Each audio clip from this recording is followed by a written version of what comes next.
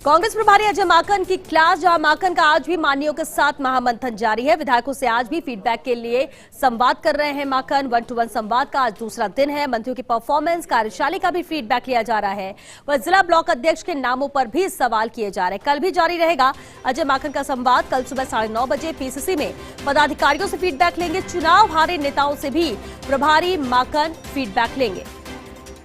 तो कुल 119 विधायकों से संवाद ये 2 दिन का है, लेकिन इसके बाद कल भी यानी 2 से 3 दिन का दौरा हो चुका है अजय माकन का। कल पीसीसी में भी फीडबैक लेंगे, जहां पर पदाधिकारियों से फीडबैक लेंगे और साथ ही साथ चुनाव हारे नेताओं से भी प्रभारी माकन फीडबैक लेंगे। जो बाकी की विधानसभा क्षेत्र है जहां पर कांग्रेस को हार का सामना करना पड़ा, जो कांग्रेस के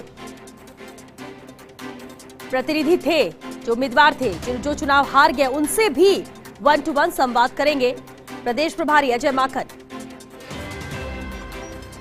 दूसरा दिन आज संवाद का है।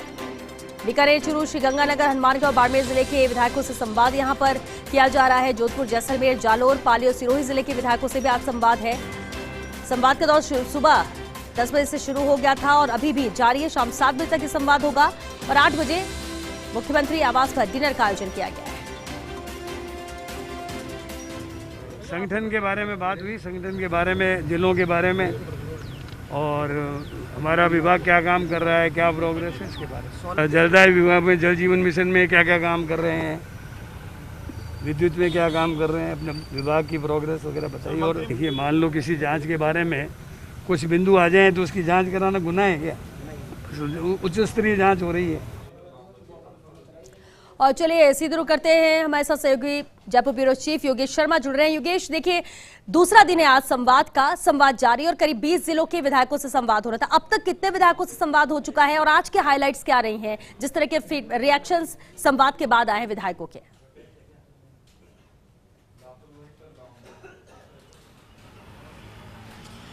देखिए, अजमेर संभाग के तमाम जिलों का आज फीडबैक हो चुका है और लगातार तकरीबन आज 55 विधायकों से फीडबैक लिया जाना है। तो पूरा जो प्रोसेस है श्वेता, वो अब युद्ध स्तर पर कांग्रेस रायशुमारी का काम वो जारी है। और जैसा पहले आपने बताया भी कि कल भी अजय माकन का फीडबैक रहने वाला है, लेकिन वो संगठन के लोगों से मिलेंगे, प्रदेश कांग्रेस कार्यालय में वो बात करेंगे और उसके बाद उनका दिल्ली लौटने का कार्यक्रम है। बहुत ही गहराई से अगर हम समझे तो इसका अर्थ यही है कि अगले चुनाव में कैसे कांग्रेस रिपीट हो, ये बड़ा मुद्दा है। दूसरी जो सबसे बड़ी बात है, जिसको लेकर अभी तक ज़्यादा चर्चा नहीं हुई, लेकिन ये बात भी बताना लाजमी होगा कि अजय माकन ये भी पूछ रहे हैं कि जो भी कांग्रेस के लिए जो भी बदलाव किए जाए, जो नए रिफॉर्म्स राजस्थान की कांग्रेस में किए जाएं, तो आप किसका साथ देंगे? आलाकमान के फैसलों के प्रति आप सहमति व्यक्त करेंगे?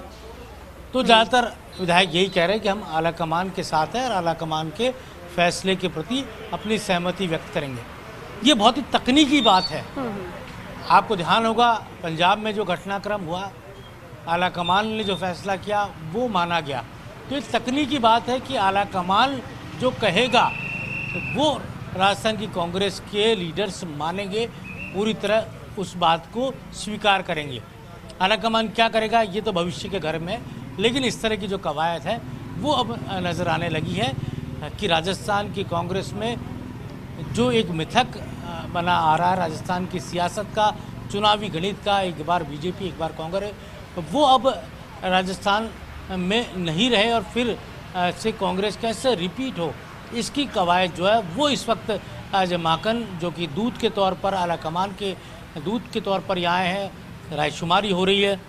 और आज जैसा कांग्रेस के यंगस्टर्स जो विधायक हैं उन्होंने अपनी बात रखी, उन्होंने अपनी बात न केवल रखी बल्कि उन्होंने सुझाव भी दिए हैं कि युवाओं को आगे लाना चाहिए। जो भी मंत्रिमंडल फेरबदल विस्तार हो उसमें योग्यता, अनुभव का समावेश होना चाहिए। कुछ विधायकों ने ये कहा है कि जो कांग्रेस का पेरेंटल वोट है, SC, ST, OBC और माइनॉरिटी, ये कांग्रेस का पेरेंटल वोट कहा जाता है आमतौर पर, ये हमेशा एक चुनाव में कांग्रेस का साथ देता है और ये एक चुनाव में कांग्रेस से छिटक जाता है। तो ये कैसे ये कांग्रेस के साथ बरकरार रहे, ये एक ज़रूरत महसूस की गई है, क्योंकि कुछ विधायकों के मन में एक बात और इन दिनों आई है जो उन्होंने अजय माकन को बताई है, वो है थर्ड फ्रंट को लेकर बात। अगर राजस्थान में कोई मजबूती से थर्ड फ्रंट आता है, कुछ लोग अगर थर्ड फ्रंट बनाते हैं, कुछ नेता आते हैं और उनको सपोर्ट मिलता है, तो फिर ये जो मूल वोट बैंक है कांग्रेस का, ये इधर उधर हो सकता है। फॉर एग्जांपल, जो इलाका है मेवाड़ का, वागड़ का, वहाँ भारतीय ट्राइबल पार्टी तेज़ी से आगे बढ़ रही है, जो कांग्रेस के लिए घातक है। वहाँ कांग्रेस की वहाँ पर पिछले चुनाव में भी बहुत अच्छी सीटें आने वाली थी, लेकिन बीटीपी ने उन सीटों को रोका और बीटीपी के विधायक भले ही उनके 2 जीत कर आए हों, लेकिन बीटीपी ने वोट वहाँ सब जगह लिया है। और बीटीपी अब आने वाले टाइम में ईस्टर्न राजस्थान पे भी रुक करेगी। दूसरी पार्टी की हम बात करते हैं, बहुजन समाज पार्टी, जिसका एक सेट वोट बैंक राजस्थान में है, और अभी भी जो 6 विधायक जीतकर कांग्रेस को सपोर्ट जिन्होंने किया है, वो बीएसपी के सिंबल पर चुनाव जीते थे और हर बार इधर से उधर विधायक हो जाते हैं। मायावती इस बार ऐसा नहीं होने देगी। मायावती इस बार बहुत चतुराई के साथ राजस्थान के अंदर अपना काम करेगी। और भी कोई थर्ड फ्रंट यहाँ अपनी जगह जमाता है, यहाँ पर आता है, तो ये जो तमाम बातें हैं जिनको लेकर विधायकों के मन में सवाल है कि अगर थर्ड फ्रंट की बात होती है तो थर्ड फ्रंट जो काम करेगा वो सबसे बड़ा काम यही होगा कि कांग्रेस का पेरेंटल वोट बैंक उससे टूटेगा। तो ऐसा नहीं होना चाहिए। आज हम आरएलपी की भी बात करें, हनुमान बेनीवाल की बात करें, तो उसने भारतीय जनता पार्टी को नुकसान पहुंचाया है, लेकिन भारतीय जनता पार्टी के अलावा कांग्रेस पार्टी को भी बड़ा नुकसान आरएलपी ने पहुंचाया है।